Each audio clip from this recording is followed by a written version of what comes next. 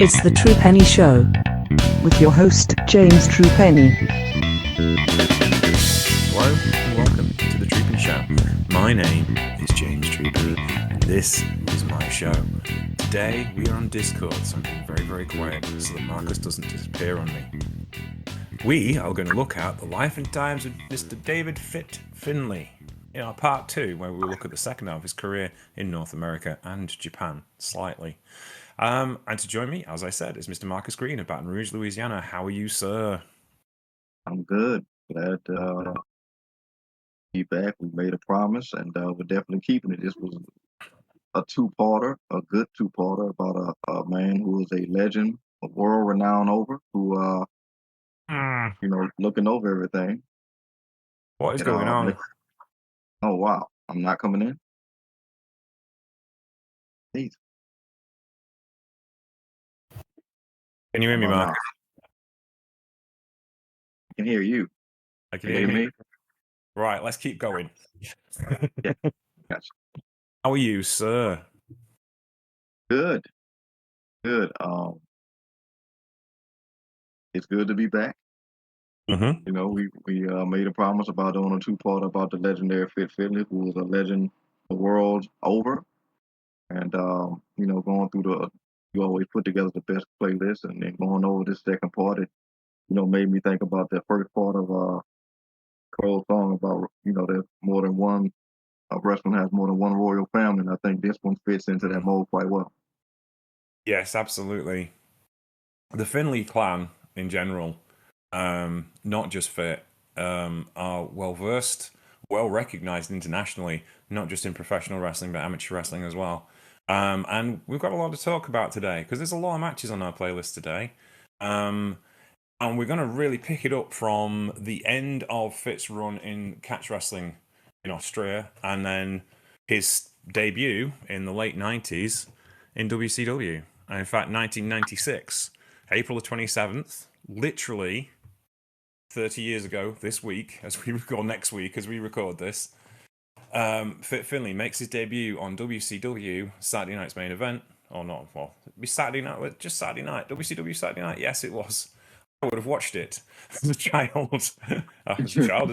As a person in my early 20s, actually. And this was Fit Finlay versus Steven Regal. And this was an incredible turn up for the books, as myself and my dad and my mum were sat watching this going, what is going on? Why is Fit Finlay in WCW? But the basic reason why is they needed some ballast in the mid-card. And they needed some people who could make some people, and no one makes people like Fit Finlay. I also think that if you look at the people they were signing at the time, like David Taylor, obviously they had William Regal, or Steven Regal as he was known then, they probably had quite the influence on Eric Bischoff's decision to hire Fit Finlay. But first of all, if he's going to make people, he has to get himself over. So he starts in a feud with Steven Regal, which is incredibly violent. A scurfing, if you will, of the highest order in both directions. This was a bit stiff. Marcus, what did you think of this? Because this is... It actually shows WCW did do good stuff in the late 90s. It was a nicely presented video package. It tells you the whole story that leads up to this kind of no contest of a match to further the feud even further, because obviously they realized they were onto something good with these two. But what did you think of Fit's debut in WCW? Oh, this is one of my favorite matches on the playlist. It also excited me because I was like, I get to sit once again, as I always do, in the front of True Penny class, because I never watched WCW. A lot of this stuff kind of reads over me, so I was like, yeah, it's gonna be fun listening to you filling in so many of these gaps. But just all the stuff I've always heard about WCW and clips I've watched here and there throughout the years, it was easy to see as we go through it why they became such hot competition for WWE. Mm-hmm. But also it was you could see it, where it plays into that larger inmates that eventually ran the asylum to the point where we ran into the ground type of deal. You can see little instances of that as well. But this was brilliant. Immediately coined these two like the on the phrase that you always like to say. I coined these two of the scurfing kings because I mean that's just what they do.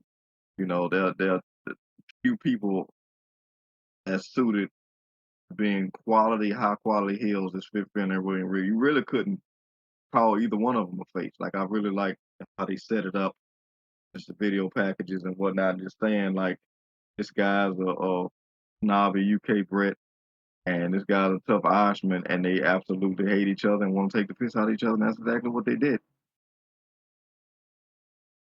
Yeah, that's basically it. Obviously, Fit and Steven Regal had a long history in the UK, but mainly from a training point of view.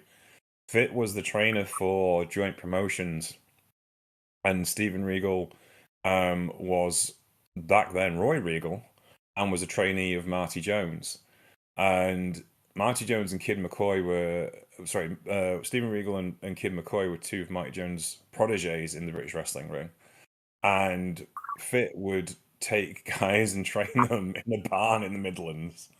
And Steven Regal told on the Art of Wrestling podcast told the story of like when he was just starting out with his first training sessions with Marty Jones.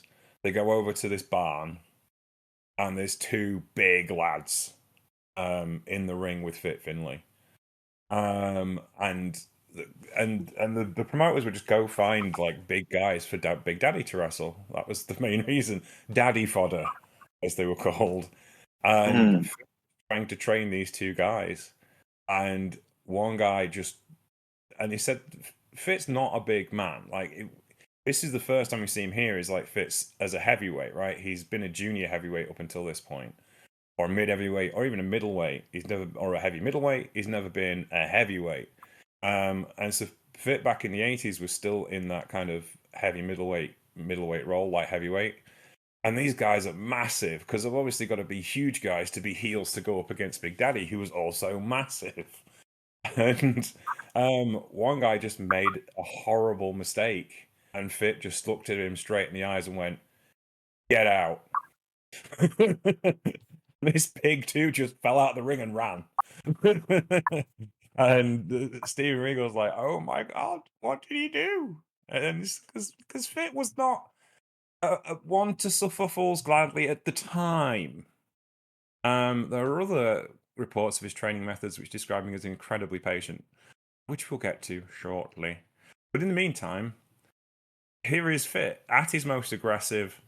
There is the famous incident in one of their early matches where Fit grabs hold of Steven Regal and just says, "Grit your teeth," and smashes him with a forearm that breaks his jaw. Because they were trying to get over. Yes. And that's where the tag team Grit Your Teeth comes from. Because of the legendary shoot story. And this feud was quite the thing to watch because obviously we're used to Steven Regal being the classical wrestler, and Fit can also go as a classical wrestler. But in this matchup, it's just aggro from beginning to end, and it reminds me very much of the matches that Fit had with Steven Regal's mentor, Marty Jones, which we watched on the last part. Have you any other thoughts on this matchup in this feud? Yeah, I mean, just one of the reasons, and got this with I ain't really watched a lot of William Regal in real time because he was in WWE. But even then, you know, just that style in general, I don't know how you could. I mean, obviously they've been faces, but that style is so catering to the heel aspect of things because they, you know, particularly Fit attacks every part of your body and uses every part of the ring to attack your body. And it's a paced out thing. Like I just be thinking about it, like as I was watching, like he really takes people through their paces, and then like it popped in my head, like he really takes people through the paces of pain throughout a match. Like it's really broken down like that to the point where we're gonna get to it in the later years. Like people who would normally have a very certain style, they couldn't even wrestle him the same way they wrestle everybody else because he just breaks you down in a different way and makes you fight him in a different way. Because like you said, he isn't tall, but he's very stocky, a very solidly built individual. And you know, even with his age, going against some opponents, like no phasing. Like, I think that's just the way that you saw this in the documentary, which we'll eventually talk about, like doing all that stuff, like you said, training the barn and stuff like that, the grit your teeth type of style. It's why he was probably able to last as long because that style really doesn't cater to lasting long, particularly like you said, if you're in a match and just randomly getting your jaw broke like that, I would imagine not too many people last too long like that. No. This is the thing. It is like, in many respects, is like the toughness part of it, the taking the big shots part of it. You can control that. It's few and far between. But the Yeah. advantage of it is we're watching this bump and Fitz not left his feet. Right? He's not like he's had one bump. He fell out the ring and he had one bump on the mat. And that's where you really damage yourself, right? Falling in matches and landing on stuff awkwardly or creating risk for yourself by having big falls. It's not doing that. Neither is Regal, yeah? They're just having matches that are look amazing and look realistic and look stiff and look heavy, right? They're telling a story, but they're actually not taking that many risks. And they're doing the things that other wrestlers would do in a much more efficient way. And bearing in mind that we're looking, later on, we're looking at his WWE career, and Fit wrestled at WrestleMania 24, so that was like 10 years later when he was 48 and didn't look any slower. At all. It certainly wasn't any less meaner. No, absolutely not. And yeah, he has a groove and he has a style that enabled him to realistically go up against anyone in the business, no matter how big they were, and still look like he had a chance. Our next match is kind of a classic matchup of the era. Fit Finlay versus Eddie Guerrero. Arguably the two best wrestling heels of their generation. And Fit's kind of a babyface by default in WCW, just because they kept sticking him with heels. Which is a bit of a bizarre way to get a heel over, but it worked. So he's with Eddie Guerrero, and it's like, there's Fit who can have a match with anyone, and there's Eddie who can have a match with anyone. So this has to be good by default. They're the two most naturally talented, both steeped in family tradition of professional wrestling. It's just two completely different styles of professional wrestling. Because lucha and British wrestling or European wrestling don't always mix well. Yeah, diametrically opposed in a lot of ways. Yeah, one's from what you go from the right if you're a luchador, and you go from the left if you're a British wrestler. There's all sorts of things that just don't fit, right? But it's Eddie Guerrero and Fit Finlay. This can't be bad, can it? It just physically can't. There's no way.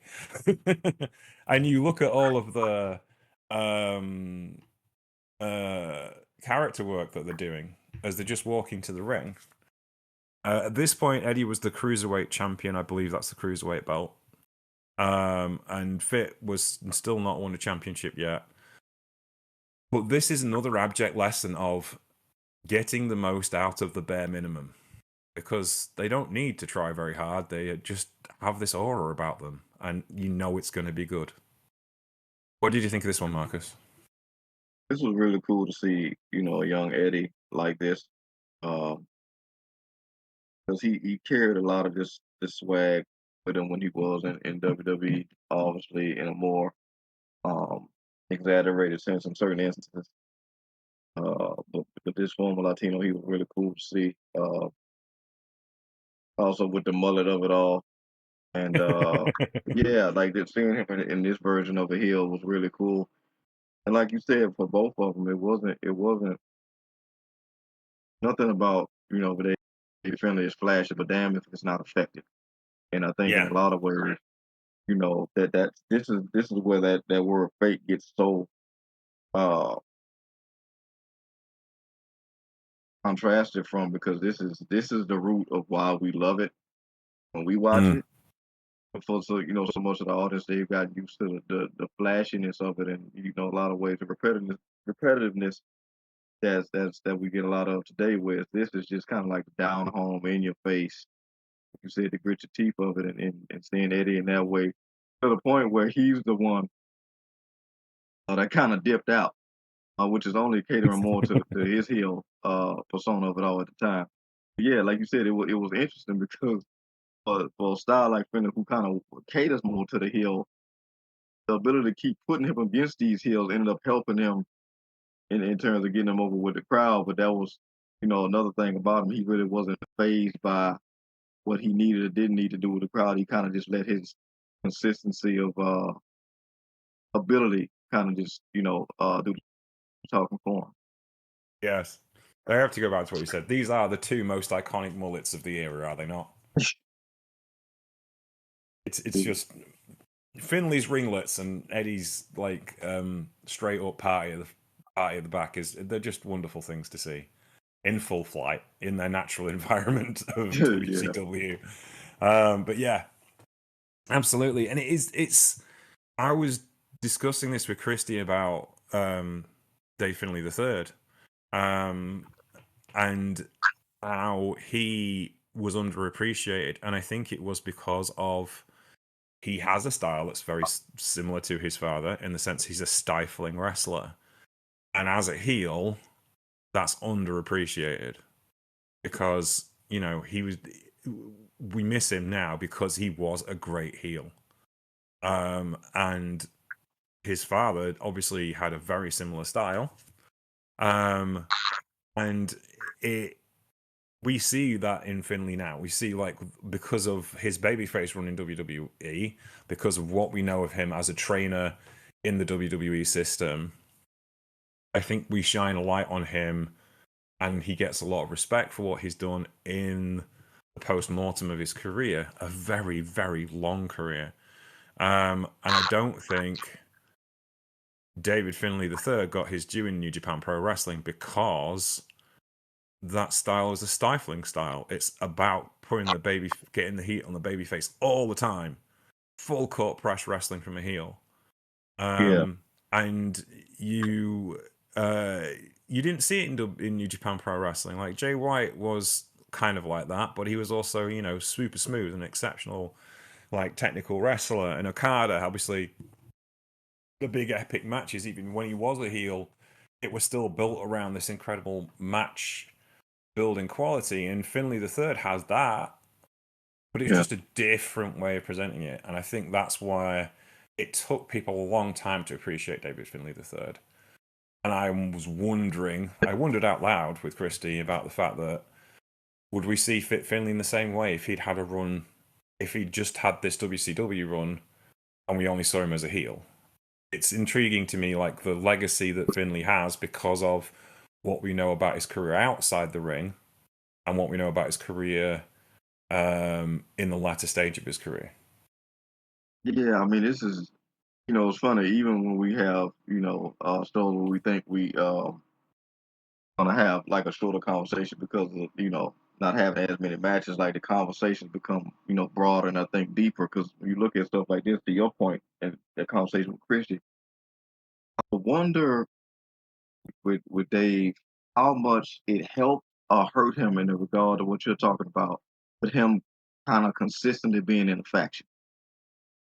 Yeah, You yeah, know? because Fit was his own man, right? He was Yeah. consistently outside of factions. He wasn't in the NWO. He wasn't in the Horsemen. He was kind of a lone gun, and I think it's intriguing to me. And it's funnily enough. Obviously, there was some back and forth. I'm sure all in jest between Fit and David over Twitter because David said, I never made any money with my brother or my dad. I only ever made money with the War Dogs, so I'm going to stick with my boys. The only thing good my dad ever did was produce me. Mm. To which Fit's response was, Brogan is my greatest creation, but he had to change his name because he wrestles as Uriah Connors in NXT. Maybe you should too. And and to hell with you and them runts you run with, which is nice because he's getting his son over, right? Because Yeah, yeah, he's. I find it interesting because there's a lot more kind of crossover between AEW and WWE guys unofficially now. Becky Lynch, and it's all Irish people. Becky Lynch was offering MJF a good lawyer to sue Tony Khan with in kayfabe to get his title shot, to get his title back, which I thought was really yeah, funny yeah. Because the other day. she's been dealing with a crooked ref, so according to Yes, her. Yeah, exactly. So it's just been like, yeah, it's nice that friends in the business do things for friends and family in the yeah, business. And I think you're right. I think it is because he's presented as a lone gun all the time, um, that it worked really, really well. Shall we move on to the next match, sir? indeed. We have yet another clash of styles. Fit Finlay versus Psychosis. I couldn't think of anyone like Eddie. Yeah, he's a luchador, but he's got a lot of Texas style and Japanese style in there. Psychosis is as luchador as luchadors come. And what intrigues me about this match is they made a point of their clash of styles. So Fit throws Psychosis into the ropes, and Psychosis goes to just do a baseball slide between his legs. Fit doesn't see it, but instantly sells his knee when he realizes his mistake. And it's like, that's genius. Okay, we blew the spot, but we got something out of it. Then you go from there. And it's intriguing because Psychosis was a heel at this time, I think. Sadly, this was the end of the mullet era for Fit Finlay. Yeah, Down to a short back yeah, and sides and dyed blonde hair now. Which yeah, makes him look 10 years younger and meaner.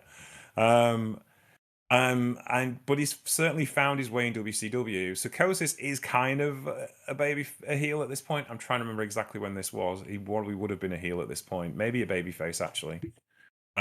It's difficult to tell because there was period he kind of flitted back and forth.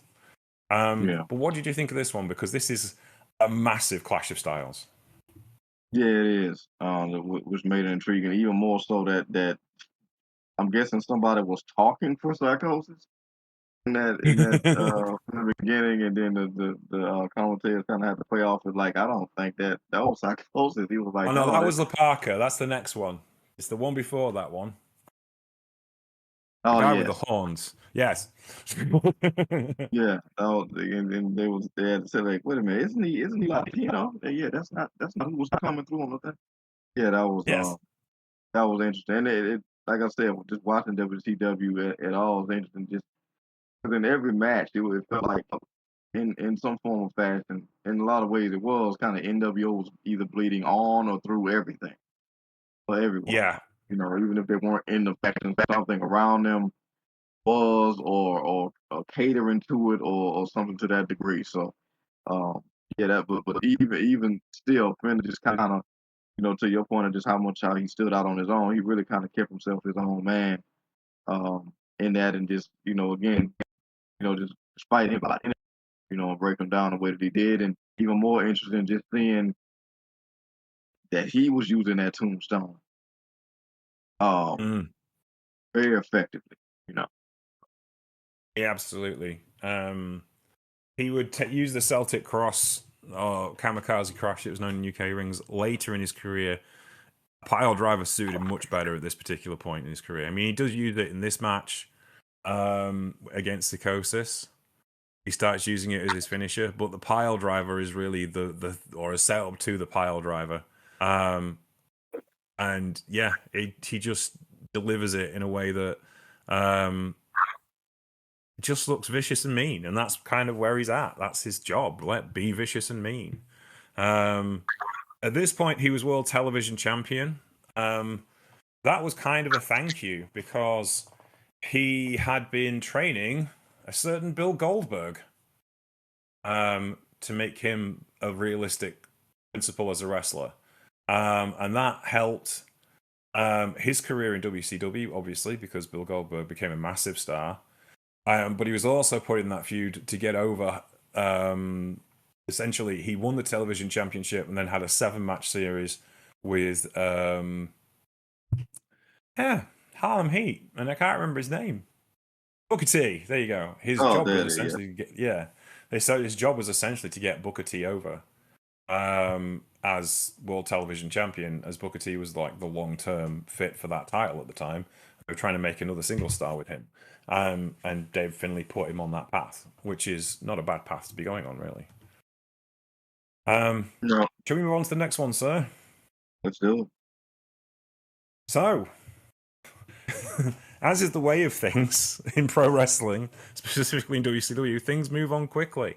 This match was from 1998, and it involved Bret the Hitman Hart wrestling Fit Finlay. This was not the first time I saw Bret Hart wrestle Fit Finlay, believe it or not. The first time I saw Bret Hart, oh no, it wouldn't be a Bret Hart. Not for the first time I didn't see him wrestle a member of the Hart family. The first time I saw Fit wrestle a member of the Hart family was Owen Hart and Ross Hart, because Ross and Owen came on a UK tour as part of their talent swap agreement with Calgary, and they wrestled Dave Moran and Fit Finlay in a tag team match, and that was the first time I saw a German suplex.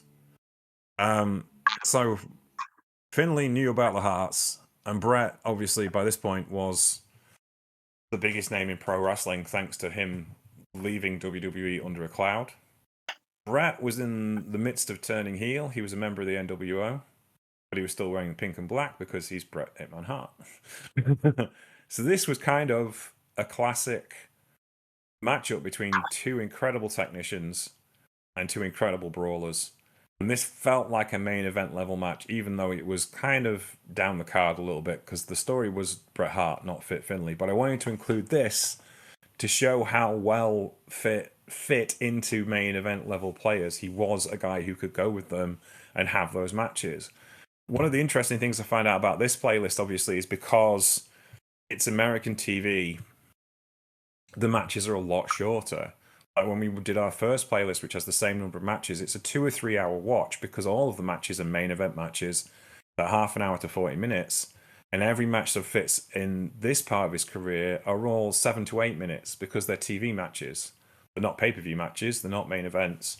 And I find that really intriguing. And maybe that's another reason why his career was so long, because he was getting an awful lot out of those 6 to 7 minutes. And I think this match is a good example of that, of how much pressure he puts into Bret and makes Bret look amazing. And again, fits the babyface here. Yeah, So what do you think of this one, Marcus? it's really cool because this is something you probably think you never see, and that these shows only are enhanced in quality by the fact that you actually attended many of these shows and or seen these guys in ways that these playlists can't really give a good view on. So the fact that you kind of saw the interaction between these two families even before this was is super cool. But yeah, it was cool because I was by this point, like even not watching WCW, you Bret Hart being there is world renowned story. But yeah, like you said, the way Finlay can clash with, I mean, he can go with anybody, but the way he kind of changes an opponent that is so seen a certain way, like Bret, again, the guy Mm. that do their pages, and it's so rare on this playlist that we see Finlay take a full L. Either the match ends because the ref calls it, ends because Finlay wants it to end a certain way, or he Mhm. outright wins with that tombstone. And here, it didn't go that way, because, like you said, overall, it was also about Bret and what he was doing as opposed to who he was fighting here. But this could have easily, like you said, main evented any show. It could have went a lot longer than under 7 minutes. Yeah. Because it's got everything. It's got moments of dominance from the heel. It's got a brawl outside the ring. It's classic 90s kind of main event level wrestling, just in a very short format. But yeah, but again, it shows you how trusted Fit was to carry guys and to get guys over. Because he'd established himself in the previous 2 years as a go-to guy Yeah. who could beat anyone, right? He'd won the TV title. He was an expected, like, kind of guardian of the mid card, upper mid card, and was able to put these matches together that really shone on people. And it's really interesting to me how he was used to kind of like develop other people as well. Indeed. Is there anything else you'd like to add at this point? Oh, step back for me. All right, let's move on then. I'm flowing through these quickly. It's not, but they are short. Yeah. And and again, it's kind of like it's stressing the point of like a lot of the matches, the era, things did get skipped over quite quickly because they were always on to the next thing. This one is a kind of more of a squash match for Fit as again kind of as a babyface because he's wrestling the Barbarian.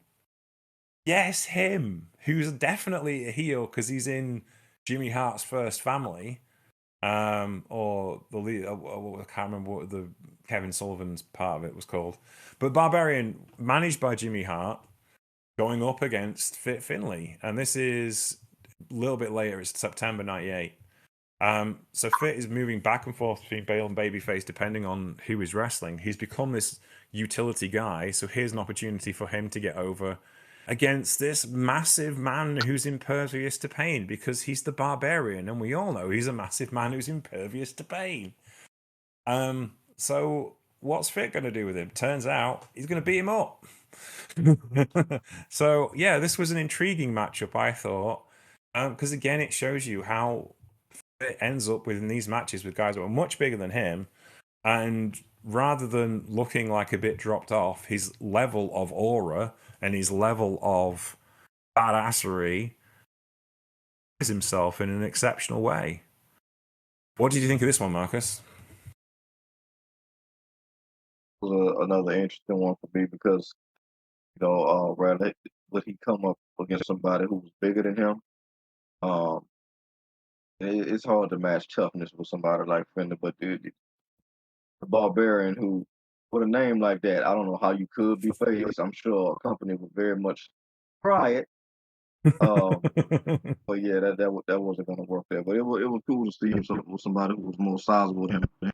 But again, to your earlier point, if he came up training with guys who were bigger than him, which you would likely you should do, particularly if you're the guy, with that kind of style who's is just breaking his opponents down anyway.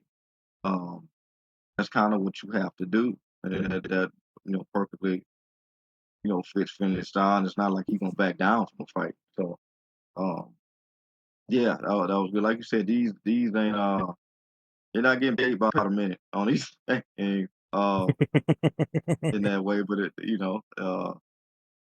getting the point across. So Yes. Thunder and it's funny that it's called Thunder because a lot of these matches is lightning quick. It feels like, but yeah. Yeah, Thunder was it was kind of like where wrestling was going. Mm. I found it interesting. We wouldn't have SmackDown if it wasn't for Thunder. Like, essentially, Monday Nitro was the hottest thing on TV, and Turner were like, "We need 2 hours of television on a Thursday. Can you do another show?" And Eric Bischoff was like, "Yeah, of course we can do another show," not realizing how much money and time that would entail. And then you had two premiere shows, so you were running Monday Nitro, you were running WCW Thunder and Saturday Night, as well as the other shows, which were kind of coming off TV tapings as well. It became a kind of an albatross around the neck in many ways. But it's kind of like what wrestling is now. Look how many wrestling shows WWE produce in a week. Yeah. SmackDown exists purely because WWE had to have a response to Thunder. SmackDown would not exist otherwise. There's no reason to have that show other than the fact that the being competition at the time had a show on a Thursday. So now SmackDown has they needed a show on a Thursday, so they did, and that set the precedent for the wrestling business. And AEW has 2 shows in a week because if you're a serious wrestling company, you have to have 2 shows in a week. You pick different nights, but you literally can watch a main event wrestling show 5 nights a week now, 6 nights a week between WWE, TNA, AEW, and Ring of Honor. must be Indeed. like 7 nights a week of wrestling now, which is Yeah, man. insane. Yeah. But it is like this is the era that set that off, and we're still like 28 years later. We're still from that point working our way forward, and wrestling's kind of like got back to this point. You look at Thunder. On these episodes of Thunder, you would see Fit Finlay versus the Barbarian and people like Meiko Satomura and Akira Hokuto and Keiji Muta and Ric Flair and Sting, because it was Yeah. kind of that nodal point of wrestling and they Yeah. needed hours to fill, so they hit deals with everyone. Yeah. It's that's an interesting thing because I'm glad you said that because that's never the story that's told about the impetus of SmackDown No. uh, at all. And the question about this as you were talking, like, because the narrative of it is essentially that was kind of built towards or around The Rock based off the name and all that. Yeah. And then obviously we we know what the narrative was going into something like Rampage. Um, what that turned out. But who would you say? Like I said, I didn't really watch at all WCW. Who would you say, if anybody, benefited the most from a program like Thunder? um it's hard to say really, or really the mid-card guys, Yeah, and the cruiserweight guys and the women to an extent, because they had to fill those hours up, right? And yeah, all of those talent swap agreements with Triple R and Gaia and with JWP to a lesser extent, they had to fill those hours, so they had to put wrestlers on the shows, and so therefore the cruiserweights got more space to expand and more space to do things. And WCW was actually kind of very much a three-ring circus approach to wrestling. If you didn't like Hogan and Scott Hall and Kevin Nash and Sting in the main event, there was plenty of other things to enjoy. And when they expanded the show, it was the mid-carders who really had to fill out that show. So people like Finlay, Booker T, and DDP, and the guys who were breaking through, Eddie Guerrero, Rey Mysterio, Billy Kidman, the next generation who would have been the top guys in WCW, had the company stuck around. They finally had more space to do their thing. Matches could be longer. You needed to fill hours. Nitro used to be a tight 2 hours. By the time they got to the Trend, it was 3. It was pretty bloated. They were trying to pack stuff in. They kind of had, you know, they kind of had an agreement that they could overrun. And then all of a sudden, you got another 2 hours to fill. Well, you don't have those kind of pressures anymore. You can put more story across the week. You can have bigger matches on a Thursday as well. And it was never as popular as Monday Nitro. yeah, It couldn't be, because that was the big show, and you'd save the big matches for that. But Thunder itself really kind of benefited roster expansion and giving people more jobs, especially in that era where, competition did WWE the no end of good, and WCW as well, because of the amount of people who were going back and forth and contracts were going up. Guys like Regal and Finlay would still be doing the international circuit. They'd be wrestling in like Singapore and India and South Africa and all of these places. That it's a circuit that still exists and people go do. It's not a mainstream wrestling circuit. Well, they'd still be there, right? They'd make a good living. They'd pay the mortgage and get their kids through college. But you look at someone like Finlay, who moves to Atlanta with his 3 kids. They all go through the state high school wrestling system. They become either pro wrestlers or high-level amateur wrestlers. And, he has a massive house in Atlanta. And that would not have happened if he'd stayed in Austria or Wales or the British wrestling scene, because it just wouldn't, because they were earning good money, but they were the territories were dying. And then all of a sudden WCW comes calling, and he's on TV 2 or 3 times a week and becomes an important player in this wrestling company, and trains their biggest star, or one of their biggest stars. So you have to say it's the Mid-Carders and people like Eddie and people like Rey Mysterio and Psychosis and those guys that really benefited the most. There's another guy we're looking at in our next match. He's Alex Wright. Alex was the son of Steve Wright, who we saw Fit wrestle in the first part of this series. Alex was German, obviously, because Steve moved to Germany. And there was a big deal with DSF, which was a German cable company, and that's where I watched WCW pay-per-views. We'd watch Monday Nitro would be on a Friday night on Turner Classic Movies at the same time as Monday Night Raw was on Sky. We'd have to wait till Friday for it, and then on the Saturday night they would run Thunder, or they'd run it back to back. They would run Nitro and Thunder on the same night. You could watch 5 hours of wrestling in a row. And DSF were on the pay-per-views every weekend. So I have video in the cupboard next to me of WCW's on pay-per-views on VHS with German commentary. Oh, wow. Which is where Jazzy Gabbert, the alpha female, she first fell in love with wrestling by watching those shows on a Saturday night. Speaking of another legend. Yeah, there you go. Yeah, I wonder, like, because that's another thing, founding tenet of why he was so successful, because he wasn't afraid to move. Yeah.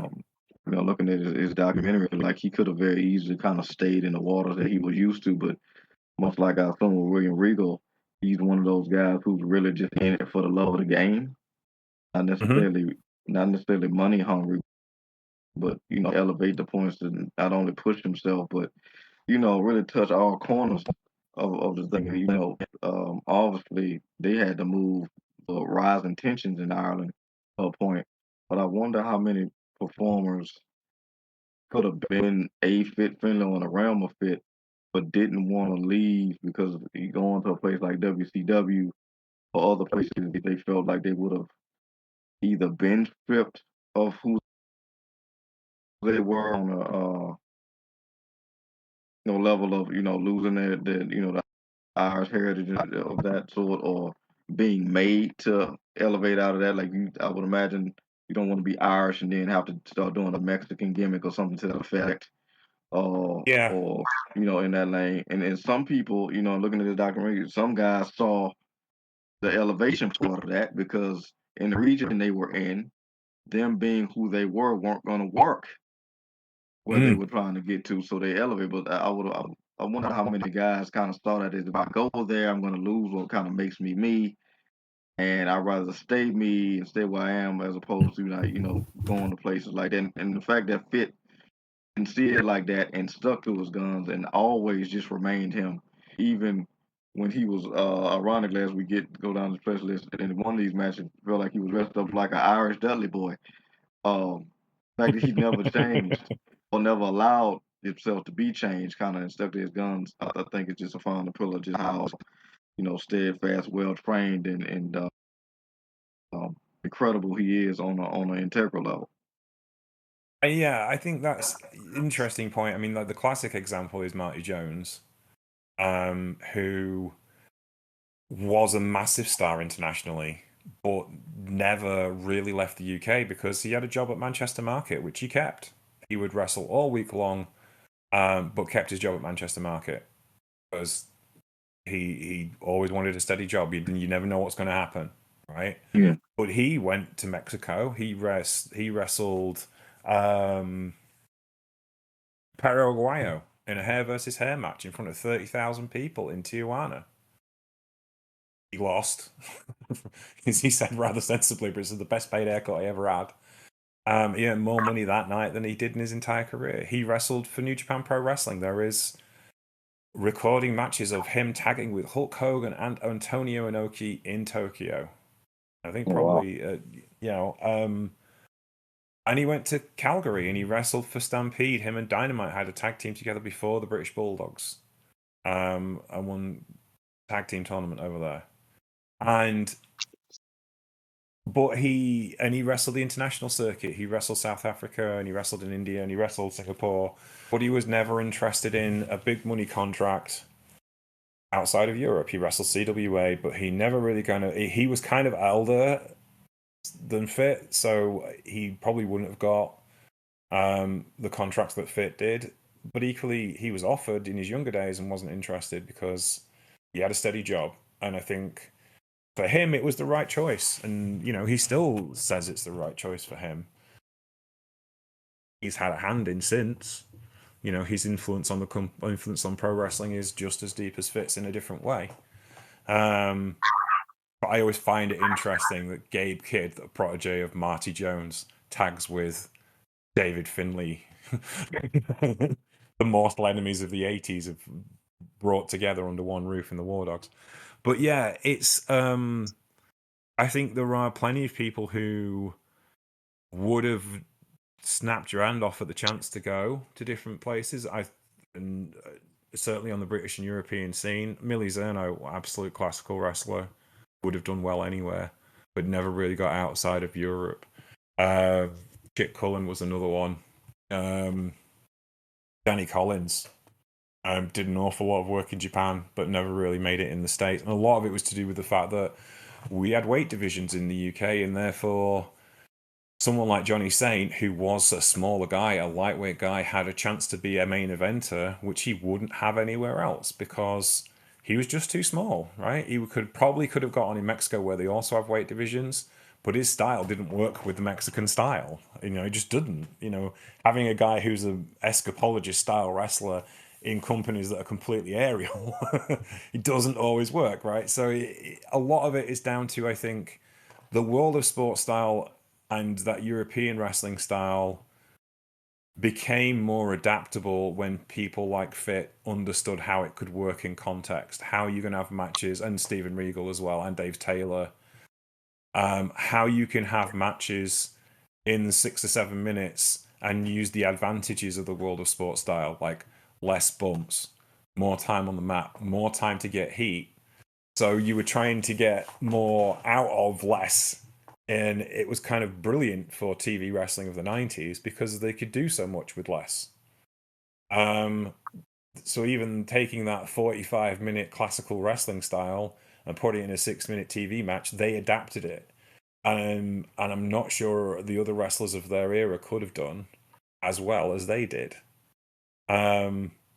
Especially as it was a style made for a pre-TV wrestling era and adapted to TV. So it's an interesting question you set there, like especially out of the Irish scene, because there wasn't as many big names coming out of Ireland at that particular point as there are now. Obviously, people like Sheamus, but you go back then, there was Dave Finlay, there was Rocky Moran, there was Rasputin as well, who didn't really appear on British TV because he had this Mad Monk gimmick. So therefore, I have a feeling like they would go, no, not on television, because British TV was incredibly conservative back then. So it's a really interesting question to ask. Yeah, it's just something that came from my mind because I'm like, he really, going from Ireland to, WCW, and then not being afraid to move to WWE, and just, a willful journeyman in that regard, and very much impactful on every state, particularly post his wrestling career, which we'll get into later. That he probably doesn't get enough credit for his contributions in that regard. But like I said, we'll get to it. Yes. Our next matchup, in fact, kind of covers the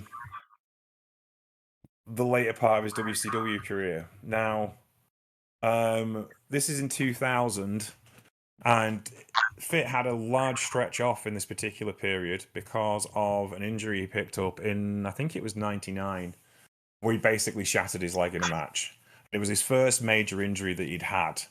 So he went back to Atlanta, was kind of told he'll never wrestle again, and rested up, and then came back in this new era of WCW. Now, this is the era of WCW that was kind of the Russo era of WCW, and he comes back and is repackaged in this kind of camouflage gear, which doesn't really work. They've got the correct spelling of Fit Finlay this time on the graphic, which is nice. And he's wrestling another tough guy, La Parka. The original La Parka, not the current La Parka or the previous La Parka, the one that's known as LA Park, because Triple A and naming people. So for those of you who are not familiar with the story, La Parka was a wrestler who signed with Triple A in the late 1990s, became one of their biggest stars, and then had a fallout with the company and left to go to CMLL, and they wouldn't let him take his name with them because AAA had copyrighted that name. It was one of Antonio Peña's inventions. So as a result of that, he had to change his name to LA Park. There was another La Parka. He became a massively popular star for AAA. Unfortunately, he passed away at a very young age. I think it was a heart attack. And now there is a third La Parka. Because of course there is. But this one was back in the day when life was simple and we just had the one La Parka, the chairman of the board, if you will, did like a chair. Still my favourite all-time wrestling gift is Disco Inferno getting battered with a chair by La Parka from behind. Because it's La Parka. But yes. This one opens with, like we said, as you mentioned earlier, this was the one with the dubbed entrance. Where La Parka insulted David Finlay, but it wasn't him. It was somebody else on the microphone back. I can't remember what happened with that storyline, but lots of things in this time period of WCW just disappeared into the ether. But Fit and La Parka, a bit of an odd setting because La Parka was kind of a tough guy of his era, and certainly still a tough guy today, and still a great worker. So matching him with Fit when it was all about character work, actually not a bad idea because Fit's main character is the fact he gets angry very easily. So La Parka getting him angry, kind of the ideal person to put him in. What did you think of this one, Marcus? Because this one's a bit of an oddity. Yeah, it was, and up until this point, we hadn't seen somebody necessarily take it to him in this way. Eddie could have, but again, he was working heel, so he wasn't going to get as aerial because that's not the way he's working through the crowd. And then obviously completely thrown off by this camo situation, which I'm glad to know it wasn't Friendly's idea. Yeah, because it didn't work at all. I mean, seeing him like dressed like a Dudley would be as weird as seeing a Dudley dressed like him. Yes. So that's how weird that was. Um, but yeah, this was like I said, the change up of styles. I don't know, was La Parka affiliated or in? No affiliations at this particular point. Former member of the Latino World Order. No Gotcha. affiliations at this point. He'd become very popular because of the dance, basically, and Gotcha. his use of chairs. Which it's the early 2000s. Everyone's using chairs. Exactly. But yeah, he went back to AAA and became one of their most over wrestlers. As a Technikos as well. So yeah, and still wrestling to this day. Obviously not for Triple R now because it's not owned by the Pena family anymore. And kind of works lots of North American indie dates and CMLL when the mood takes him. But he's one of those guys who can attract a big price. Oh, I forgot about that through the rope dive. That was amazing. Yeah, it was. Yeah, he had some stuff going on, and Fit was bouncing for him as well. This was, Fit does like knock you down, but he lets you have your moment before he knocks you down. Yeah, that's that's the mark of a real professional because you have to. It's weird. A lot of people don't adapt well to those styles, particularly off the cuff. Like recently when Carmelo Hayes was having his U.S. Open Challenge run on SmackDown, um, and Dr. Wagner Jr. came out. They did not necessarily mesh well. Mm, That because I think it kind of takes that lucha style is very much give and take. I mean, it's give and yes, take in general, but more so, specificity with that, and sometimes that don't always translate, particularly when people have a certain style and the way they go about doing their own moves and whatnot. So, um, this was good stuff here. yeah, absolutely. And Fit's facial expressions are just fantastic, and the way he Oh, sells himself. Yeah. That was. I thought I put another match on this playlist, which I haven't got. Apparently, which was Scott Steiner, and I'm wondering where that's gone. I realized that Rick Steiner rather. Yeah, we'll scooch back one. It's on the playlist, and I missed it. This one I put on just because this was kind of really my worlds colliding. Really? Pardon me for coughing. I've a bit of a horrible cough this week. It's Fit Finlay, one of my favorite all-time wrestlers, going up against Rick Steiner, one of my favorite all-time wrestlers, and it was like different worlds colliding. Obviously, Rick was a babyface at this point after the breakup of the Steiner brothers. Fit being a heel, but you forget how big Fit actually was, and he matches up with Rick Steiner really, really well. This is their Spring Bake Nitro special, which will kind of give you other ideas of what Monday Nitro was like from time to time. This is literally a wrestling match in a swimming pool because it's during spring break. What did you think of this one, Marcus? Well, first off, that's another that's just one more reason to tune in. A switch up the aesthetic like that and the way it was shot was cool. But also another instance of wrestling having more than one royal family. Here's another example. And I'm sitting up and I had to remind myself, I'm like, wait a minute, this is Braun's day. And then I'm like, Yeah. okay, yeah, just all the nostalgia with that and seeing the past and now, watching the future, and just lineage, man. You gotta love it. But yeah, Steiners, always been touted about as a team, but certainly nothing to play with on the individual level either. And like this was a good example I was talking about earlier. Like as we talked about, like Finlay wasn't long, but he was wide.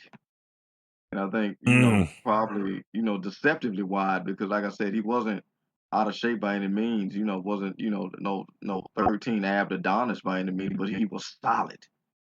Like, and even to this day, he's still solid. Like, so, I Yes, he think he doesn't matched look up any well. different now. He's 68 and he looks exactly the same as he did when he was Ex- 38. Exactly. And matched well against somebody like Steiners who were not known in any realm of being scrawny, certainly during that time. So, this was some cool stuff. And then, one of my favorite things about Finlay was his like just that close corners like left lariat of his, just instantaneous. And then you got somebody like Rick on the Steiner line, and then just with all the idiosyncrasies that come with being a Steiner and all that stuff. And like I said, this was one of those rare instances on the playlist where Finlay took a L. And it was believable because of who it was and how it was done with that Steiner Bulldog that coming off the top with. Yeah, it was good stuff. This was another one of those quality matches that I appreciated. I wouldn't mind them staying again because, like I said, I think they match up quite well. Yeah, absolutely. It's kind of like a European versus an American version of the same guy. Yeah. um, you know, uh, and Rick's wrestling style matches up with Finley's quite well because of the both kind of like serious mat workers, obviously from Rick's amateur background and David's amateur background. Yeah. So they could have done like just, and they do bits of amateur kind of style wrestling, but their big like part of their career is really brawling. So yeah, it was an interesting matchup for certainly. And that kind of brings the end of our WCW run. And Fit, it does pretty well out of the end of WCW. Being known as a trainer, he is picked up for a production job with WWE after the two companies are merged. And he gets given the job of looking after the Divas division, which, as he says in the Fit Finlay's documentary, was like a bit of a rib, like big tough Finlay having to look after all these girls. But he had a purpose, and he wanted to make the women's division a respected division in the company and do something with it that wasn't just bra and panties matches and the things we kind of recognize from that era. And he was largely successful. There hasn't really been a woman there isn't one person who's responsible for the renaissance of women's wrestling, but it starts with Fit Finlay and the Divas division in the early 2000s. in my humble Yeah. opinion. No, Sarah absolutely. I think Sarah D'Amato took it to the next level when she joined the Performance Center in like 2017. And obviously, the talent that's come out of the women's wrestling division in WWE since then has been part of that. You know, we've seen so much development in that particular period. And then around about 2006, Fit starts to get itchy feet and he wants to wrestle again. And WWE give him the platform to wrestle again. And he basically comes and becomes Finlay, no longer Fit. Simplified, straight down, but the basic principle's still the same. He's not done anything different. He's got short back and sides, hair's dyed blonde, same green singlet, slightly better design of tights with that Celtic design on it rather than the Irish shamrock. So it's less kind of like generic. We still got the shamrock there. And he comes in and he makes his debut against Matt Hardy. And we're talking peak Matt Hardy. And he demolishes Matt Hardy in, how long does this match take? 8 minutes, and gets disqualified, even though he's been on top for most of the match. And he's been like violently on top for most of the match. And it kind of like looks like something no one's seen in a WWE ring for a long time. This is a proper scurfing. What did you think of this one, Marcus? This was brilliant. You know, if you look, if you talk about, you know, letter of instant intent. My name is Finlay, and I love to fight, and that's it. That's all you Yeah. need to know, and then that's exactly what happens. But rewind it real quick. Like I'm so glad you talked about that because to me that's exactly what I was alluding to earlier. About just how pillar of a pillar he played in that quote unquote women's revolution. Like you Yeah. don't, you know, like you said, you can't just point to one thing. You got you like you said, you go from Finlay to the lovely Sarah Amato.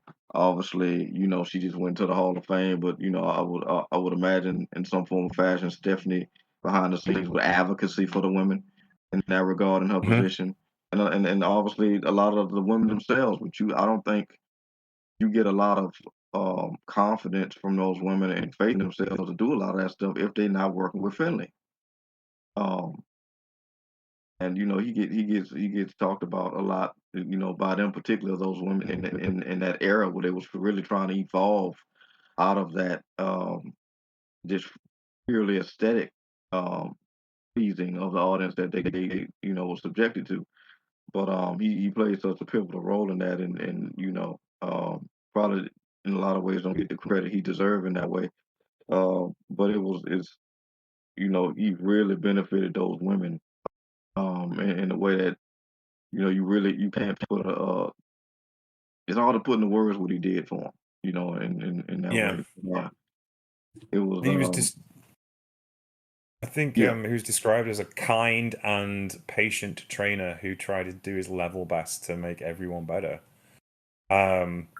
Which you look at his reputation prior to that, wasn't quite in that situation, but he had a much more settled life at this point in his life. He's got 3 kids. He'd married Mal. Him and Princess Paula sadly divorced in the late 90s. When Fit moved to Germany, he met Mal, who was a born again Christian, and he became a born again Christian as well. His life was a lot more settled. He has 3 kids with Mal. They moved to Atlanta. David was the only one that's, and I can't remember his daughter's name, but they were both Americans and Yeah, born and raised. I think it's Wendy. Yeah. Yeah, they were born and raised in Atlanta. He starts working with the local high school wrestling team as a trainer because he's an amateur wrestler too, and his dad was the Irish amateur team champion, team coach. And he has a much more settled life, and the wild stories of Finlay breaking thumbs and being a badass and living his gimmick in Germany and in the UK are no longer there. And now he's a Yeah. responsible executive. He's a producer. He's got clout within the industry that very few British wrestlers have. He may be, let's say British rather, because he is British because he's from Northern Ireland, but he may possibly be the most influential British wrestler of all time. Not from a style point of view, but certainly from an influence in the industry point of view, because very few people have got to the heights of the industry that he has. Him, William Regal, anyone else? Not really, no. Yeah. And and look at the influence they have on Chris Hero, Bryan Danielson, Colt Cabana, CM Punk, that generation of indie wrestlers that came up in this era, watching those guys wrestle on TV every week, wanted to emulate them. And we're still seeing the repercussions of that. As those guys are now in their mid-40s, are retiring, and people have got into the industry because they fell in love with Chris Hero and Claudio Castagnoli and CM Punk and all those guys. We're now seeing the third generation of people influenced by people like Finlay, and I think that's incredible. Yeah. Yeah, and I would imagine because obviously, the Finnish always come off, and certainly in that doc, like certainly reasonable, very tough, obviously, but reasonable guy that was raised well. And obviously we haven't had anything thankfully come out to make us feel otherwise. But I would imagine for somebody who was deeply ingrained and loving the off on the way that he does, to the point what you said, becoming a coach of a local high school wrestling team. I would imagine, having to watch those women and seeing more than at the time they probably saw themselves, seeing them, with that objectification era that they were in, it probably made them cringe. Yeah, Because this is, if you're gonna, wrestle, you go out there and you do, what that entails, not this, weirdo stuff just for the oogles and boogles of the audience, who, you're only insulting their intelligence by doing that, as well. But uh, different times, different regime, and that whole thing. And like, but yeah, he certainly his influence is felt in so many different ways. Like I said, it's only adds to the legend. The fact that coming off of that, he wanted to get back into things and just came out, like you said, gave poor Matt Hart, who was thoroughly at this time slashing through tornadoes away from his brother, really gave him, like you said, a proper scurf, and it really set the tone what that run would be on SmackDown, to your point.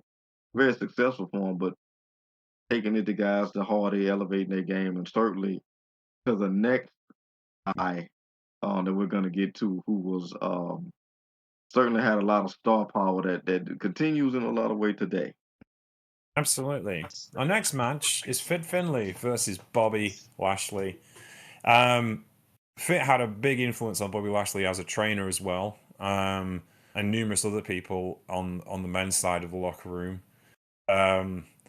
My favorite story. We should mention Sandman because it was his retirement match yesterday, which apparently was dreadful. But anyway, it was his retirement match today. But there is the Sandman story, because obviously Sandman was wrestling in ECW around this time as well, and someone went out and had a match and did like 3 major bumps in a TV match. And he said, and Sandman's watching it and going, "This is terrible." He said, and they said, "Fit's producing the show." And Fit tears a strip off of him. What the hell do you think you're doing? Taking all those risks for a TV match, what's the point? I'll show you how it's done. And they said, we go out, and everyone stood around the monitor. And Fit absolutely puts this TV match together that's just breathless from beginning to end. Everyone's glued to their seats, and he takes one bump. Intentionally, just the one bump to show everybody how it's done, and then finishes the match. Because he can manipulate a crowd, manipulate a match, and make a match work better than any wrestler on the roster at the time. We're talking 20 years ago now, folks. That's terrifying. And here he is against Bobby Lashley, who was still pretty damn green at this particular point. And Fit Finlay is again there to kind of make this absolute stud of a wrestler become a superstar that he needs to be. And of course, he moves on to become ECW World Heavyweight Champion within the next year or so. But this is for the United States Championship. It's Fit's first championship match in WWE. What did you think of this one, Marcus? No, this was great. This took me back down memory lane because I was thoroughly watching it this time. Yeah. And I remember, man, he gave Lashley hell. Like they was going back and forth for a while, man, and Finlay was just such an agitator. And then obviously, with that shillelagh, which is what like hardwood that's wrapped around iron or something That was to the that effect. legend. Yes, there Yeah, is actually. We did discover this. There is actually a Irish martial art of shillelagh use. You can go study it. There are clubs, so it's a bit of a shoot thing. I don't think Fit kind of like used it in that way. yeah, But yes, yeah, carry on. yeah. But yeah. Then in this time, obviously he gets paired with Hornswoggle at that time, and it was just a thing. Like you watch SmackDown in a lot of ways for somebody like a Lashley, who in a lot of ways remind me of Brock when he first showed up in what that was 0203. Just Hmm. even like you said, green as goose eggs, but like a specimen. That Yeah. you just like what where did you get him from? What is he doing? How does he look like that? And just let me see what he's gonna do. And I think Lashley was greatly aided in his early goings, to your point, by somebody like Finlay who really took him through his paces. Again, that term of really building him up through wins, losses, just burdening that guy with just like a early on antagonist that he just couldn't get off his back. And Finlay was also somebody who, even though he won the title, he was somebody that didn't necessarily need a title. He Mm. was just that good and that consistent. And then, but then you throw, like I said, the shillelagh and the hornswoggle of it all, and it was a proper skirting with just the right amount of shenanigans. Which which Yes. which is, kept him as somebody who was very, very consistent and very, for any success that time of SmackDown had. He was very much a part of it because he was consistent. He didn't get injured a lot, like you said. I mean, talk about like you said, he like, what are you doing out there? And takes his own bump. Very much a well calloused individual in that way. Like I said, he's solid. I'm not, I'm sure he got his aches and his bruises like everybody else, but he's a solid guy that can take a bump likely at any time if he wants to. Yeah, exactly. He was still like, he's 48 at this point, and he's still wrestling the same way he did when he was 28. You're really talking about at this point at 48 years, a 30-year career, and he's as good as he's ever been, right? And that's incredible. Wrestlers aren't supposed to age like that, right? At 48, you're supposed to be done. 40 is supposed to be like the prime year, right? Everybody who's like, you make your money when you're a main event wrestler at 40, and he's long past that, and he's getting better. Exactly. And that's the terrifying thing. He's just getting better as you watch this, and he's doing more and more things. We do have to get to the Hornswoggle. And if you watch the documentary, which is on the end of this playlist, you find out that Hornswoggle was actually Finlay's idea. Yeah. Finlay wanted a heater, and he thought we need a guy who can just be annoying and be a heater. And he tried out with various different people. And Dylan Postel, who ended up being Hornswoggle, was just a guy he vibed with and realized he could do some business with. And that was how Hornswoggle got started. And it was kind of Finlay's idea to get a heater on him, to give him another edge, always looking for something different to do. And he said after a while he realized, oh, I'm not going to be a heel for much longer if we continue like this because Dylan was just too good the way he did, and therefore they had to turn babyface, and that's where kind of his career kind of wound down. But yeah, what's your thoughts on Hornswoggle? Because obviously that's a polarizing thing for a lot of wrestling fans. Like I said, I think it worked with him because, like I said, it was a good balance of like 80-20 with like you said, the skirting and the shenanigans. And you know, um, God bless him because Finley, some guy that definitely looks like he's standing his ground because in WWE under Vince, that 80-20 could very much be flipped in the way of little skirting, all shenanigans. Yeah, And I would imagine why the pair worked because that very much played into Vince's love of the shenanigans of it all, right up into the just the little person of it all, and the with the shillelagh and the coming from under the ring. It just all works for that man's particular sensibilities. But yeah, as annoying as it could be, I didn't mind it at the time because, like I said, Mm. I thought it had a good balance. Now it all of it elevated to a point where it became a bit too much. In the Finlay's point, he ended up going face, which worked as we're going to get into this next match, depending on who he was going against. So, Finley is the bad guy. There's the bad guy because they're bad and they really can just take it there like a Finley. Then there's the bad guy because it's like, man, get off my screen with this guy. So, I think that very much worked when you're running up into some guy who is wearing a 10-gallon hat and Yes. going around pretending he's better than everybody else. Funnily enough, though, we have a gentleman from a different part of the world to deal with first, and that would be the Great Khali. Which is perhaps this match is in many ways Finlay's greatest moment. Now, I'm not going to knock on Khali. He wasn't great. He now runs a wrestling school, which is even more hilarious. But that wasn't his fault. He's a big lad. And he's naturally clumsy and exceptionally large, which isn't necessarily the best way of being a pro wrestler.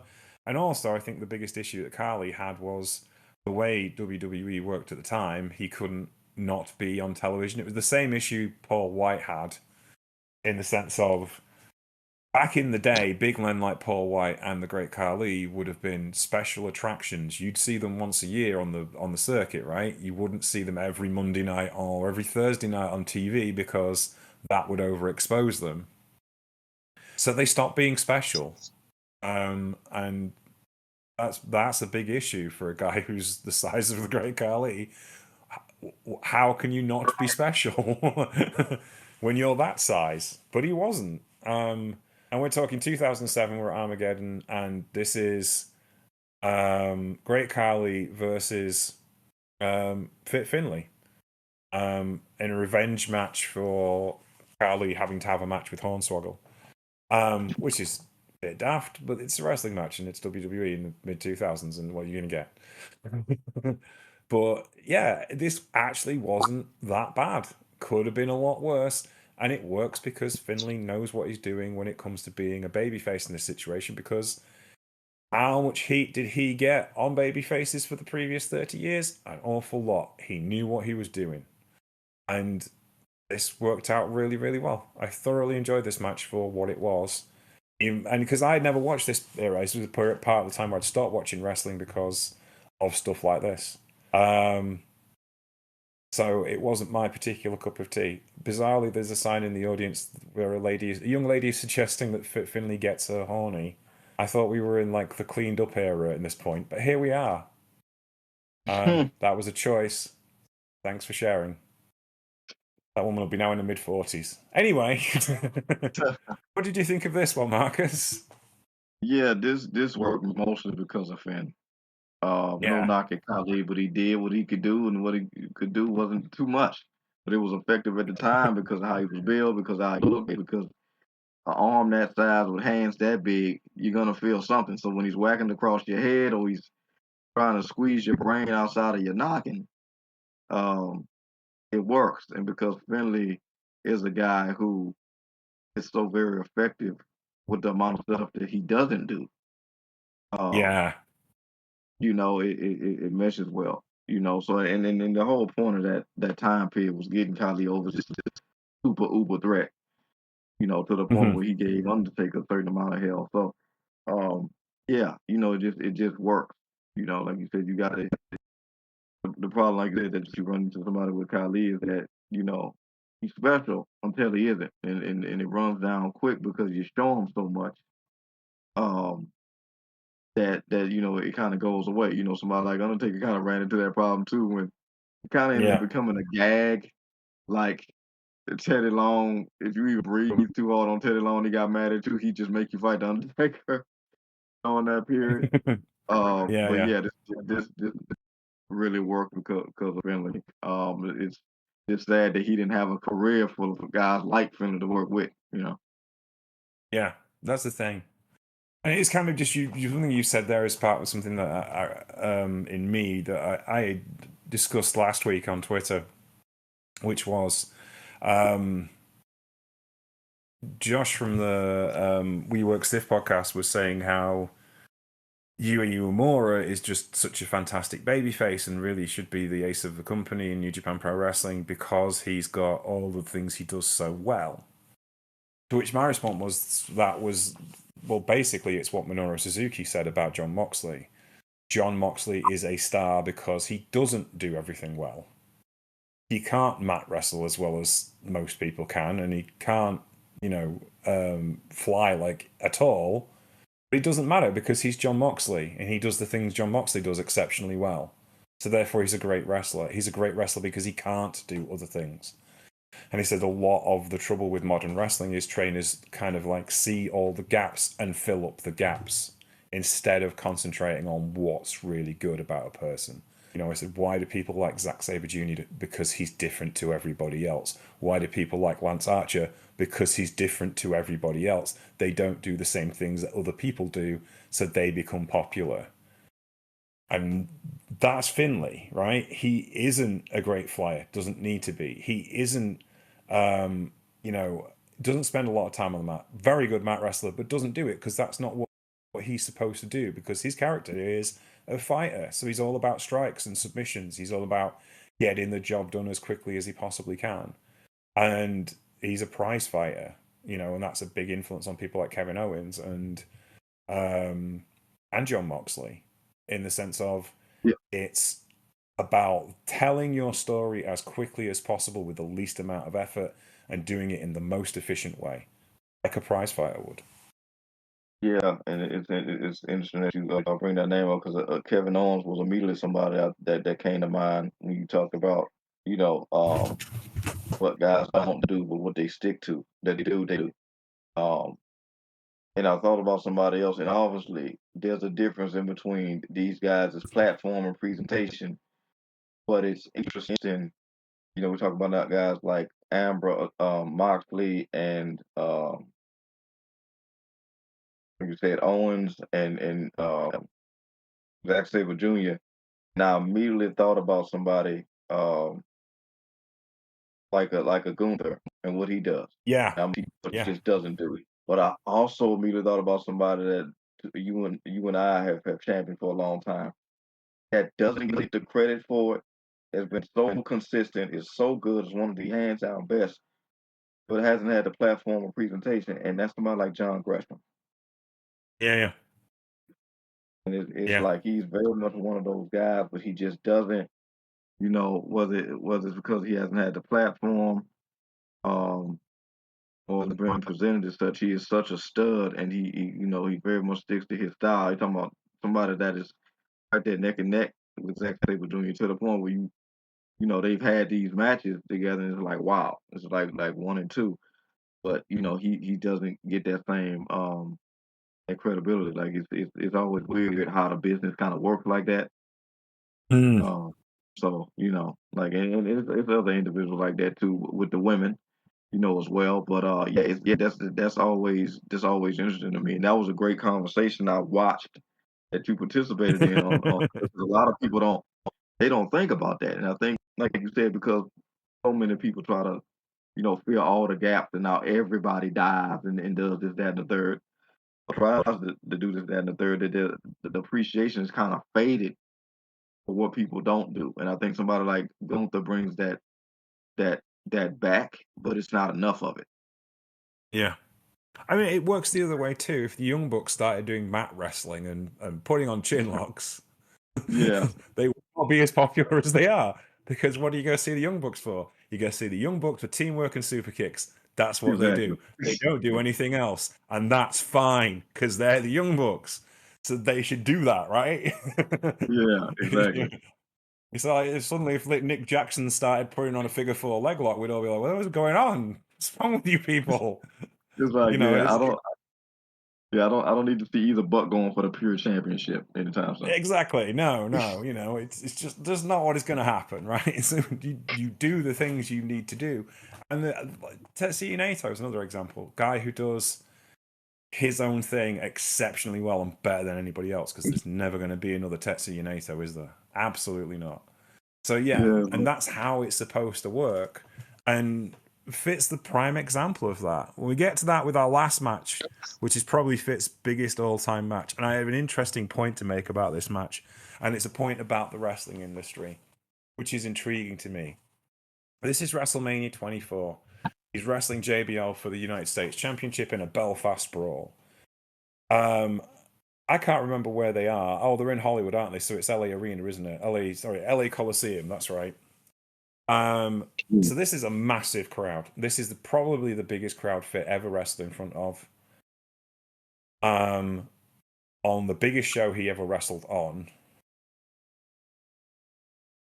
But bizarrely, if you think about the number of people who are watching this in the building and on pay-per-view, it's probably less than 500,000 people, right? Roughly. Yeah.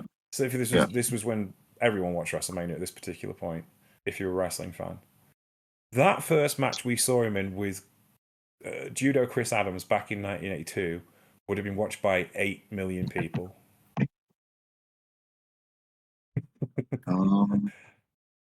Because it was on, that first one we watched him in, Chris Adams, in the first part of this episode. British wrestling on ITV on a Saturday afternoon at 4 o'clock was the most popular TV show of the week, or one of the most popular things the ITV did. It kept ITV afloat for years, right? So there was like 5 to 6 at least million people watching that, and Monday Night Raw struggles to get 1.5 million people to watch their show now in the US. And that's kind of like what intrigues me about the wrestling business is the production values have got better and the venues are bigger and the wrestlers get paid more, which I'm very glad about. But equally, less people are watching because it's not as mainstream as it used to be. Very much in the UK. But it just intrigues me is how the wrestling business has turned. What's your thoughts on this one? Yeah, it's interesting. And I'm glad Finlay got to have this moment, and he works so well with a guy like JBL because so for all the flack he got with that character, he was a proper antagonist and had a hell of a run during that time. But there's a bit of a people kind of almost kind of lament the fact that kind of going back to his APA days, he is very much somebody that's always had a little piss and vinegar in him too. So him and Finlay mixed well in that regard. Um, and just that style of match worked as well. Because I was, you're not looking at JBL giving 30-minute Mac Classic. That's not that's not what he was about. That's not what that character was for. But I think they worked well in that match, and Hornswoggle played an interesting part as well. And yeah, but like going back to your point, like back in those days, there was just a different appreciation for the art form. Yeah. And I think there was a real like a still soulful belief in a certain aspects of like looking at the documentary and him talking about I think Finlay I think he said he left Ireland and went to Wales and he was like, as the Irishman being in the UK, I was the devil. I was Oh the yeah. devil. Yeah, and that whole thing. And to the point in certain aspects and places that still very much holds true. But to your point, so much of the elevation of the sport, which is benefited in both production and financials, along with that has come with such a pulling back of the curtain, which is hurting. I think helped in a lot of ways, but in the ways that it's hurted, it's like it's kind of hard to go back from it because at this point, particularly in America, like so many people are in on everything to the point where people know who the refs are married to, Yeah. and everybody's an insider and people kind of just know, and then it's not by kind of willful incompetence a lot of time on some of these companies, and they kind of blatantly try to get away with things or the ways that they kind of sell themselves out with all this celebrity prostituting around of things and whatnot. It doesn't always benefit. Thankfully, we do have names like Gunther and other legitimate guys that bring a lot of authenticity back. But it's once you do what you do with that curtain, man, it's putting that genie back in the bottle. It can be done in certain ways, but you really gotta put your mind to it and stick to the grindstone and really kind of flush things out in a good way, and then have people that performers that people want to stay tuned into and care like that. So yeah, it's such it's a real departure because a lot of times kind of find myself kind of getting into that spiral like overthinking about it or like really as soon as you see something you don't even give it the time of day because you kind of used to the incompetence that it Yeah. kind of it soils you. So you know doing shows with you and talking about stuff like this and being able to go down memory lane with guys like Finlay and all these legends we've been talking about, it kind of renews the spirit in a way because you Yes. kind of you still see flashes of it in the day's wrestling, even if it's the slightest thing. But yeah, yeah, it's just kind of one of those things you kind of always think about. We see flashes of it in certain ways. Some people are to a point where they just overly invested, like this, this these weird obsessions some of these fans go into with these parasocial relationships. Man, it's something to witness, and it sucks.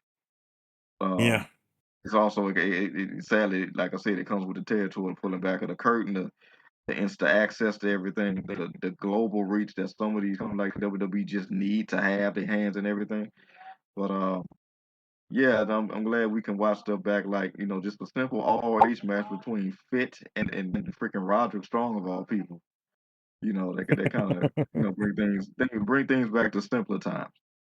Indeed. That's our next matchup on this playlist. Now, Fit had an unfortunate end to his first WWE career when he was producing a house show and told The Miz to interrupt the national anthem. Sadly for Fit, there was a bunch of National Guardsmen in the audience who were massively offended, and someone had to go. And Fit was relieved of his duties as a producer, and as he wasn't wrestling at the time, that meant he was free to join other pursuits, as they say. He was contacted by TNA. They never actually got a contract together. And I remember him in around this time period doing a load of shoot interviews, specifically with Wrestle Talk TV was one of them. I think it was Ben Spindler interviewed him, or it might have been Alex Shane. And he started having a bit of a breakout on the indie circuit, in a couple of places specifically. And we're going to look at two of those to finish off our roundup. So we're going to go back to 2012 for the Ring of Honor World Television Championship, and the current champion at the time was Roderick Strong, and he's going up against Fit Finlay in a half-hour time limit match. So this is the old days of Ring of Honor. Not the old days of Ring of Honor. This is the I can't remember what TV network they were on, where they did all those high density, high definition wrestling. That was the point, wasn't it? Can't remember the Yeah, company. It was pre Sinclair even. We've got Kevin Kelly and Nigel McGuinness on commentary, and Roderick Strong looking exceptionally young, because Roderick Strong's looked about 40 years old since he was 12. So I don't know what happened here. It was a good day. And Roddy Strong is Roddy Strong, and then we talk about people being influenced by Finlay. Roddy Strong's kind of one of those guys. He's an exceptional ground and pound mat wrestling heel in the mold of Fit Finlay. Arguably, of his generation, the kind of Finlay kind of role was taken by him in those matches with Danielson and Punk and Hero and Castagnoli. What's your thoughts yeah. on this one, Marcus? Because this one's intriguing to see Finlay back in the main event, still going at main event level, and wrestling an up and coming youngster in the World Television Champion who kind of had been around forever as well. What's your thoughts on this? This was cool to see because this was also during the time when I was watching. Because I think this was either around the time of that first true rise of Jay Lethal. Mm-hmm. So that was one of my favorite times to tune in because that was a fun watch. And I don't think I caught this at the time, but it was cool going back and see it because obviously, I don't know if Strong has ever been consistently hotter than he was when he was in Ring of Honor with that Messiah the Mm. Backbreaker. Just as much as he was heavily featured on the show, very much a main player for Ring of Honor. But that Messiah thing didn't hold too well here because he was not able to get a lot of that off. As I said before, Finlay is somebody that's gonna slow you down and take you through phases of pain. You know, even with everything that he does. he kind of slowed him down. Sorry Yeah, about that, cut this out. was But yeah, he just slowed him down and kind of just made him work a different way. And it was interesting to see because a lot of times Roddy can kind of pack you up relatively early once he gets off into that groove with those back breakers and gets off into his motion, but Finley never allowed him to get comfortable. Which is again, that's just kind of how Finley works. And then I think the thing that made this match better for me was just how over Nigel, like Nigel was gushing over Finley, and I loved it. He was like, if there's anybody to look up to, and like any way he could have put Finley over, he did. It just only lent to basically really everything we talked about just how wrestling is in his blood, and he's been all around places. He's one of the toughest guys you ever come in the ring with. One of his greatest regrets is that he never got to face Finley in his career. Um, Mm, just that, and I think you talked about the thing about his leg, that he kind of almost either lost it or mm, for that fact he had like a gash or something. He went through a table or yeah. something that he recovered from. So yeah, it's not like he didn't have a reputation for being a tough SOB before. So Mm, this was really cool to see, and I'm glad even with that unfortunate mishap because I think I heard about what happened with that whole flag situation or anthem situation yeah. with Finley, but I'm glad what did come out of it that we did get some more matches. Yeah. Yeah. It was intriguing time for him. He kind of did an indie farewell tour. This match is well worth watching. It's like a full on 15-minute classic for the World Television Championship. And we close our retrospective on Fit with a match against Ray Mendoza Jr., not Senior. I did go back and check. This one's a handheld from Hurricane Hall, up in the corner of the rafters. So this is Wrestling New Classic. And Fitz, I have struggled to find matches of Fit Finlay in Japan.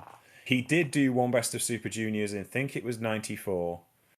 And or maybe a bit later than that, maybe 96, 97. He wrestled for New Japan Pro Wrestling, obviously had a strong relationship with that company. As you know, as David was told in the dojo, your dad used to scare me. You don't scare me, by Justin Liger. Um, Wow. and Fit had a big reputation in New Japan Pro Wrestling, but when he came back as an elder wrestler, his friendship with Tajiri from the WWE days meant that he went to work for Tajiri's company called Smash. Smash was Tajiri's wrestling company that started after he returned to Japan after his WWE run, and found a little known female wrestler called Kana, who we now know as Asuka. And he developed her as a storyteller and Smash's idea was kind of like a mix and match of WWE type storytelling with Japanese style wrestling. And eventually the company kind of ground to a halt. And on the last card, Fit Finlay was in the main event against Tajiri, and he was the last ever Smash champion. And Finlay's final saying on his promo at the end of that show was "Keep Wrestling Classic." So when Tajiri started a new company, he called it Wrestling New Classic. And as soon as Fit was available for him to come wrestle, he did. And this is a main event, and he's wrestling Ray Mendoza Jr., another person, as we've talked about, wrestling has more than one royal family. Ray Mendoza Sr. was the father of the Villanos family, who would be the Villanos heels in CMLL, and Ray Mendoza Jr. would be demasked and take on his father's name as a Technicos. And this is a match between them. And again, we've talked about this clash of styles between a European style grinder and a luchador. But these two know enough. They've been at it for a very long period of time. So they know enough to make it work. And I think this is a really interesting match to close out our selection just because it kind of puts Fit back in the wrestling world he started in, on small independent wrestling shows, traveling the world, seeing the world before he goes back to WWE is a producer once again, and is responsible for so much of what WWE produce nowadays. What's your thoughts on this final match, Marcus? Because this one's just completely different to everything we've seen else on this card, and it's kind of just like it's indie wrestling in Japan, absolutely down to a T. What did you think of this? Yeah, I've said throughout this whole conversation, talk about how Fit Finlay just puts all his opponents through their paces. This was the one time in this entire playlist where I feel like somebody came back and put him through his, Yeah. and that's which you're not gonna be the biggest dog in every fight. So that was kind of head scratching to see a point, but again, like this is how he benefited so much, over his career and as a performer and becoming well rounded because he took him to taking himself all over across the world to make sure he faces everybody. So he's not a one trick pony by any means, and he can use a lot of different styles. Wow, even this guy even doing dives. That's insane. But again, this is Japan. Anything and everything can happen. So, but yeah, this and again, at this stage, he's what 50 something. When was this? This was 2012. So So, he's 68 now. This was 14 years ago. So yeah, he was 58 at this particular point. yeah, 58. So yeah, and most people be very much threw in the white flag and doing something else, but probably the job he went back to at this point, but have Yeah. no inkling about coming back to wrestle, certainly not in Japan. So again, really just a guy that's really doing it for the love of the game. Because in so many other scenarios that we've seen on this playlist, he would very much be the one dishing out the type of punishment that he's taking. I don't even know how many times, throughout the early part of that playlist, he was even on his back. So Yeah. This is kind of like back to being a main event wrestler and having the time to do the things he wants to do and have the matches he wants to have. And in front of a big crowd, this is a sellout crowd at Kurikan Hall. You've got Riho Wada as your referee, the guy who refereed Misawa and Teu and the Four Pillars in AJPW. He's refereeing this match. Wada now referees for Stardom and for Marigold and for I think he's done Stardom, but more kind of like does Marigold more recently, and still referees for AJPW. It's kind of an odd way, but again, it's representative of the wrestling world that he's been around. It's with you at this point. You're talking about a 40-year wrestling career. And look at the referees he's worked with: Max Ward in the UK in the 80s, and then Nick Patrick in WCW, and all of the legendary referees he's worked with, because he's worked everywhere for everyone and done everything. And I don't think there's a more complete career at all levels than Fit Finlay. And obviously those connections with people like Asuka are really important to WWE because he's known her since she was a 20-year-old making her way in the business. In fact, she's in the crowd at ringside being an attendant for this match, which is remarkable. So there you go. We've come full circle to the modern wrestling world with Fit Finlay. On the playlist is a documentary which talks about the Fit Finlays and the entire Finlay family. How did you find that, Marcus? Because we've quoted a lot from it today. No, I'm glad you included it because I didn't know I didn't know about it. But I always appreciate just good documentaries in general, but specifically about wrestling. And this was a great one about, like you said, one of wrestling's royal families. Just getting to see where he came from, the stock that he came from, and his dad, and them being a close knit family, and just the journey that family is taking all throughout wrestling, and them moving, like I said, talking about earlier in the conversation, them moving from where they were because of rising tensions and I guess the government and whatnot, and just moving to places where wrestling was more prominent, really kind of striking out on his own, and just the kind of the recipe history, even kind of having to create distance between the closeness that he had with his family, particularly his mom, but really going out there and making the family name proud and really taking it really global, the way that he Mm. did. And really, it's probably one of the most respected guys in the industry and deservedly so. But yeah, the documentary was just fantastic. I hope to see more of these on families, that are, just as prestigious. Like you said, he's kind of done everything. Like, I wonder if you had to cap off one more thing for the guy, what would it be, like a Hall of Fame induction or something of that ilk? I'm not so sure he'd be keen.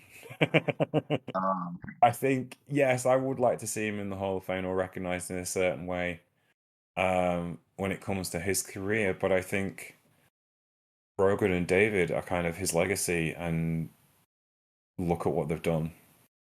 yeah, David obviously has the higher profile at the moment, but I think Brogan is going to be incredible as well. Um, but yeah, he produced David Finlay was instrumental in his amateur career and instrumental in his pro career as well. And he became IWGP Global Heavyweight Champion and won the New Japan Cup. And no, there are very few wrestlers of European descent or European wrestlers. David Finlay the fourth is German. um, there's very few wrestlers who've reached that kind of pinnacle outside. I've been trusted to do that in New Japan Pro Wrestling, and look at the names that have done it: Jay White, Kenny Omega, Zack Sabre Jr. That's a hefty lift in it. A hefty list of people, and David is up there, and I think he's going to do great strides in AEW because I don't think there's a heel like David Finlay in AEW that can do the things that David Finlay can do if he's given the opportunity to. That's a stacked roster, and there's a lot of people to run against. This the bigger issue, isn't it? The same thing we see all the time. It's like AEW has a roster of people they don't use, which is as good as any other roster in the world. yeah, We will have to see. But yeah, yeah, it's I definitely good. think he's. Oh, go ahead. Sorry. I'm going to say I think we see his legacy in that, and I think we see his legacy in the fact that women's wrestling in WWE is front and center on TV every week. It could be better from what even the wrestlers are saying, but that won't Yeah. happen without Fit Finlay and without the efforts the Divas put in the early 2000s. Absolutely. And just talking about, these stars, it's really gonna be interesting seeing when also you got your names like Charlotte and Cody, it's still doing this thing. But it really is gonna be interesting seeing who is that next, you know, um, generational star in terms of, being in a family like like a David, obviously, you know, the whole Samoan dynasty feels like it's in the business at this point. Um, we saw somebody write up an article talking about the next generation of young black talent. Like, Naomi's had a child, Bianca Belair's looking to be a mom, about to be a mom, and I think she's definitely going to be a mom. yeah, definitely, absolutely, really beautiful to see that. But yeah, it's gonna be interesting seeing who really is gonna be that next like super generational star. Because it's not an easy thing. I look at Brian Pillman's son in NXT, Mm. um, and some other names. It's really not That the entire easiest. like faction is problematic as Yeah, far as like the weight they have to carry for the people for their parents. yeah, yeah. It really not the easiest thing, and some people feel compelled to do. I mean, hell, I think even Sting's son is wrestling now. You know. Yes. Yeah, yeah. So we live when I was when listening to you talk about that, I'm like, we really live in some interesting times where, we got a lot of those, kids of some huge stars really, trying to get things going. I don't know what became of the young uh son of well, not the young son, but the son of Benoit. I don't know if he got his illusion out of everything. Uh, Yeah. but this different paths. But it will be interesting to see who really breaks out as that next.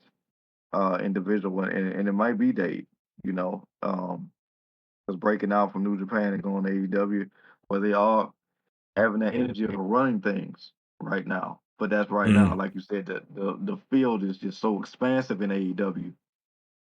Like you can feel like you don't want to drop, but then not really because the pool is just so deep. But you know, for now, the guy in the War Dogs are causing a lot of noise, and you know, I think it's interesting coming out that documentary, like what a friendly "I love you" sounds like across Twitter. Then you know what he said then back to his son. Your point is still trying to get him over. Like you know, Fit is very much a man in his own way. So you know, Absolutely. I would imagine he's very proud of his son, both of them. And like you say, he's a more settled individual now, big house in Atlanta, all the things. It's just really great to see somebody that's had that expansive of a career really reap the benefits of it. Not only personally in that sense with the house and everything and success wise, but also to see it in his kids. You know, Yeah. because this could be a story where he's kind of the end of the success in that regard, certainly in wrestling. So that's just really cool to see. You know, who's going to be the next big dynasty? You know that one day when you might end up talking about. You know, who knows? So Absolutely. Yeah, and that brings us to the end of this particular Life and Times on David Fit Finlay. We'll be back next week. Not really sure what we're doing yet. It's Best of Super Juniors season soon. Me and Christy have been talking about doing our Today At series. We'll be back for that. And in the meantime, have a listen to the Troopany Show. You can find us on YouTube. If you're listening on YouTube, please like and subscribe. That helps the algorithm. Thank you to all the people who've subscribed lately. Slowly ticking over those numbers. It's nice. You can find us on SoundCloud, iTunes, Stitcher, wherever you get your podcast from. Podbean, we're on there as well. And you can find the show, Troopany Show, on Twitter and on Blue Sky and on Instagram. You can find me at Shale Flonestar on Twitter and on Blue Sky. What about you, Marcus? Where can we find you on the social medias? yes, Twitter, X, as always, Paradox Kid. That's PARADOXKID. You know, down talk all things wrestling. What we talked about here. Always love seeing the discourse. Um, that's usually positive between James and the listeners of the show. And it is the second day of Mania, so if anybody want to comment on that, always down the chat. I think that's the thing. Is like it's the second day of WrestleMania. We're talking about Fit Finlay, which shows you where we are as a podcast. But equally, it's just like I kind of forgot it was WrestleMania until about Thursday. We live in some interesting times. You talk about that change that you talked about. That's the part of Mm, it. You know. yeah, that's it. It's no longer as ubiquitous as we think it is. But there you go. Anyway, go watch some wrestling. Enjoy yourself. There's plenty about this week. You can find all sorts of things to go and spend your time with. The last Bloodsports for a while. Josh Barnett's crew are taking a break. I hope they're back soon, though. Do like me some Bloodsport. In the meantime, take care, and we'll speak to you soon. Bye.